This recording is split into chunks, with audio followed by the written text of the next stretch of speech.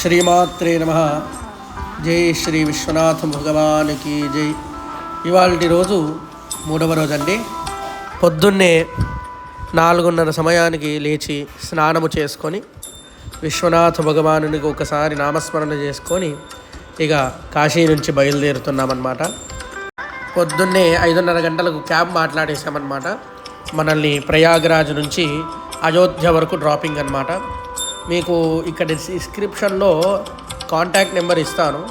బాగుంది, 6,500కి తీసుకెళ్లారు. ఇంకా తక్కువ కూడా ఉంటుందేమో, ఒకసారి మీరు కనుక్కోవచ్చు. అయితే ప్రయాగరాజ్కి బయలుదేరిపోయామన్నమాట. 8:30 గంటలకల్లా ప్రయాగరాజ్కి వచ్చామండి. కానీ చూడండి, వాతావరణం ఎంతటి వైభవోపేతం అంటే ఎంత మంచుగానో ఉందన్నమాట. చాలా చల్లగా వాతావరణము. ఇక్కడ బోట్స్ తీసుకొని 3 నదులు సంగమం ఎక్కడైతే అవుతుందో ఆ స్థానానికి వెళ్ళిపోయామన్నమాట. గంగా, యమున, అంతర్వాహిని రూపంలో సరస్వతి, ఈ 3 నదులు ఎక్కడైతే సంగమం అవుతుందో అక్కడ వరకు బోటు తీసుకొని వెళ్ళిపోయాము. అక్కడ స్నానపానాదులు చేయడానికి బోటు వాళ్ళు కూడా బాగానే మాట్లాడుకుంటూ అన్నీ చూపించుకుంటూ తీసుకెళ్తారండి. మీరు ఇప్పుడు ఈ సమయంలో కాస్త ఎక్కువ ధనము, ఎందుకంటే పూర్ణకుంభం దగ్గరలో ఉంది కాబట్టి, మహాకుంభం దగ్గరలో ఉంది కాబట్టి కుంభమేళము, లేకపోతే సుమారుగా 1,500 నుంచి 2,000 రూపాయల వరకు తీసుకుంటారు. ఇంకా తక్కువ కూడా మాట్లాడుకోవచ్చు అనమాట. మనం మాట్లాడిన దాన్ని బట్టి ఉంటుంది.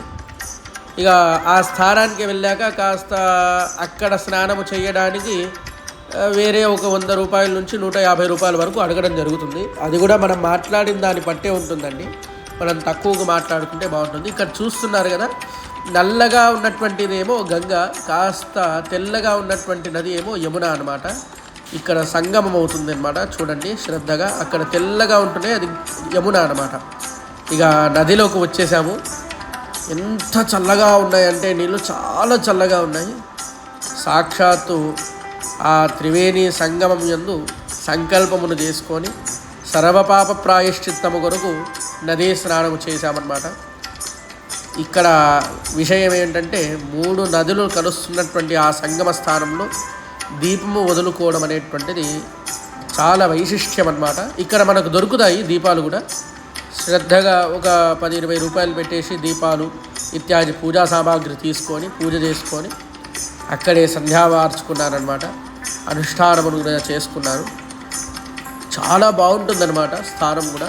మీకు స్నానం చేయడానికి ఇప్పుడు ఏంటంటే కుంభమేళం ఉంది కాబట్టి ఆ నది యొక్క ప్రవాహాన్ని తగ్గించి అందరికీ కూడా నడుము వరకే నీళ్ళు వచ్చేటట్టుగా చేయడం జరిగింది. సో చాలా సమయం వరకు స్నానం చేయడం జరిగింది.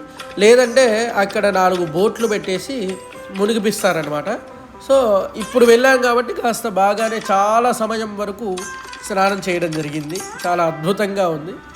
11:30 గంటలకు కూడా మీరు చూస్తున్నారు కదా, ఈ వీడియో తీసేది 11:30-12 గంటలకి కూడా ఎంత మంచుగానో ఉంది, చాలా చల్లగా. ఇక ఈ యొక్క ప్రయాగ నదీ తీరమునకు వచ్చేసి ఇక్కడే నా అనుష్ఠానము చండీపారాయణమును ముగించుకొని, లలితాపారాయణాలు, చండీపారాయణాలు ముగించుకొని ఇక అక్కడి నుంచి ఫోర్ట్లోకి వెళ్తే అశ్వత్థ వృక్షం ఉంటుందన్నమాట. వటవృక్షం ఉంటుంది. దాని యొక్క వైశిష్ట్యం కూడా చాలా విశేషమైనటువంటిది. పురాణాలలో కూడా మత్స్య పురాణము ఇత్యాది పురాణాలలో వర్ణించినటువంటిది ఉంటుంది. అయితే దాని యొక్క కీర్తి ఏమిటి అంటే, ఇలా అయితే తీర్థములలో తీర్థరాజు ప్రయాగ ఎట్లలో ఆ వటవృక్షాలలో ఇది మహారాజులాగా అతి వైభవోపేతమైనటువంటి వృక్షం అని చెప్పబడుతుందన్నమాట.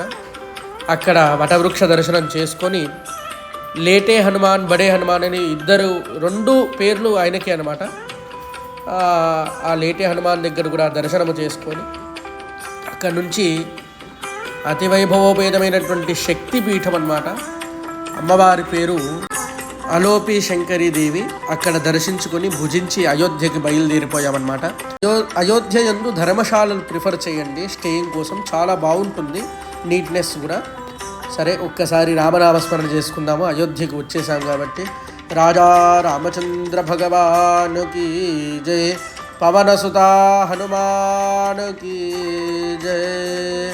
భక్తిగా అందరూ కూడా నామస్మరణ చేసుకోండి. జై శ్రీరామ్.